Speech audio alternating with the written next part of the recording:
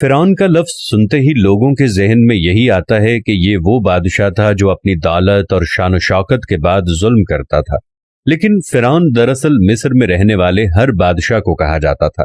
یعنی ہم اردو میں اگر بادشاہ کا لفظ استعمال کرتے ہیں تو وہ اپنی زبان میں بادشاہ کو فرعون کہتے تھے۔ مصر کی تاریخ میں جتنے بھی بادشاہ گزرے وہ سب بیش بہا ہیرے جواہرات اور قیمتی پتھروں کے مالک تھے۔ کوئی انہیں ذرا سی بھی تکلیف پہنچائے یا ان کی شان میں گستاخی کرتا تو وہ اسے مار دیتے تھے۔ ایسے ہی ایک فرعون کی کہانی تاریخ میں بہت مشہور ہے، جس نے اپنی بیٹی کے بال بنانے والی عورت کو 4 بچوں کے ساتھ گرم تیل میں ڈال دیا تھا۔ دوستو، آج سے کئی ہزار سال پہلے مصر کا ایک بادشاہ تھا جو خدائی کا دعویٰ کیا کرتا تھا۔ فرعون نہایت ہی بدکار اور ظالم شخص تھا۔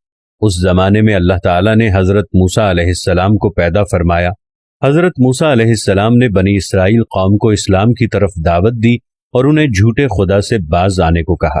فرعون کے محل میں ایک عورت تھی جس نے حضرت موسیٰ علیہ السلام کے دین کو قبول کر لیا تھا۔ وہ اللہ تعالیٰ پر ایمان لے آئی۔ اس خاتون کا نام مشاطہ تھا جو کہ فرعون کی باندی تھی۔ فرعون نے اسے اپنی بیٹی کی خدمت کرنے کے لیے اور اہم کاج کے لیے مامور کر رکھا تھا۔ یہ کنیز فرعون کی بیٹی زلیخا کے بال بناتی تھی، ان کو سنوارتی تھی، ان کی دیکھ بھال کرتی تھی۔ ایک دن کنگھی کرتے ہوئے اس کے ہاتھ سے کنگھی گر گئی تو خادمہ نے بے اختیار بسم اللہ کہا، جس پر زلیخا نے کہا کہ یہ تو میرا باپ ہے۔ جس پر خادمہ نے کہا، نہیں، یہ آپ کا نہیں بلکہ ہمارا خدا ہے جس نے آپ کو، ہمیں اور آپ کے بابا کو پیدا کیا۔ جس پر فرعون کی بیٹی نے کہا کہ یہ میں اپنے بابا کو بتاتی ہوں۔ جس پر خادمہ نے کہا، ہاں بے شک۔ اس کے بعد فرعون کے دربار میں خادمہ کی بچوں سمیت حاضری ہوئی۔ فرعون نے کہا کہ کون ہے تیرا رب؟ بتا مجھے ذرا، تو نے کیا کہا میری بیٹی سے؟ خادمہ نے اس وقت بھی کہا کہ مجھے پیدا کرنے والا میرا اللہ ہے جس نے مجھے اور آپ کو بھی پیدا کیا ہے، یہ دنیا بھی اسی کے دم سے ہے۔ اس پر فرعون کو غصہ آ گیا اور اس نے کہا، میں تجھے تیرے بچوں سمیت گرم تیل میں ڈال دوں گا۔ خادمہ چونکہ مسلمان تھی وہ ڈٹی رہی۔ اس نے کہا، بے شک، لیکن میرا خدا میرا اللہ ہی ہے۔ یہ سننے کے بعد فرعون نے اپنے محل کے باہر ایک جگہ پر کھلے عام تیل کی بڑی کڑاہی رکھوائی جس میں تقریباً 80 کلو تیل خوب گرم آگ پر پکوایا تاکہ خوب کھول جائے۔ جب تیل اچھی طرح گرم ہو گیا تو عورت کے سب سے بڑے بیٹے کو اس میں ڈالا، پھر دوسرے اور پھر تیسرے۔ اس عورت کا چوتھا بیٹا دودھ پیتا بچہ تھا جو اس وقت ماں کی گود میں سینے سے لگا ہوا تھا۔ فرعون کے دوسرے خادموں نے بچے سے ماں کو چھینا تو تاریخ بتاتی ہے کہ بچہ قدرتی بول پڑا، ماں تو پریشان نہ ہو، ہم حق پر ہیں، ہمیں کچھ نہیں ہوگا۔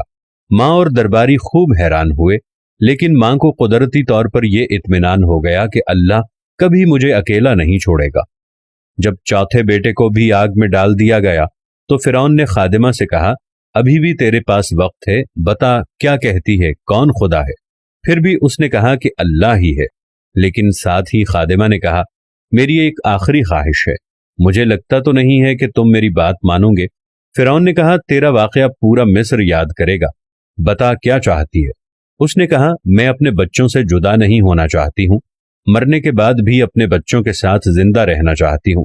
تو مجھے مارنے کے بعد وہاں سامنے ہی میرے بچوں کے ساتھ مجھے دفنا دینا اور میری قبر تیار کر دینا تاکہ میرے بچے مجھ سے بچھڑ نہ جائیں۔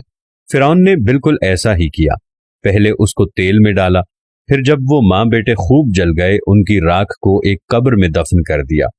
اگر وہ چاہتی تو اپنے معصوم بچوں کو اس جلتے ہوئے تیل میں ڈالنے سے بچا سکتی تھی، اس کے بدلے اس کو محض زبانی ایک کلمہ کفر ہی تو پڑھنا تھا اور بعد میں وہ پھر کلمہ پڑھ لیتی، لیکن جان بچانے کی خاطر بھی وہ یہ کفر نہیں کر سکتی تھی۔ اس خاتون کو یقین تھا کہ اس کے پاس جو کچھ بھی ہے اس کے رب کے پاس اس سے بھی زیادہ ہے۔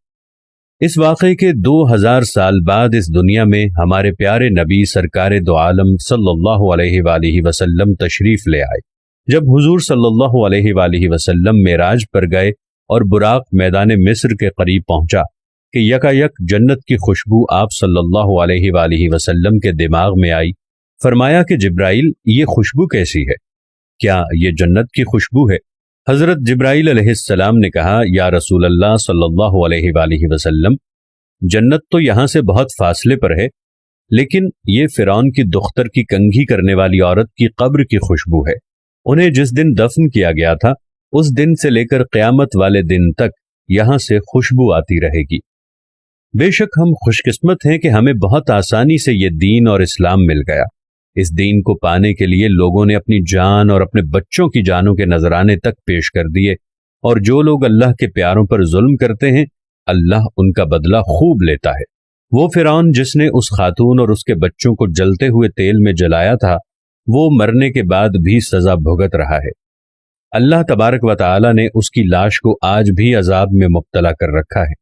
اس کی لاش آج بھی دنیا میں موجود ہے، جس کے عذاب کو دیکھ کر لوگ توبہ کریں اور عبرتناک عذاب سے ڈریں۔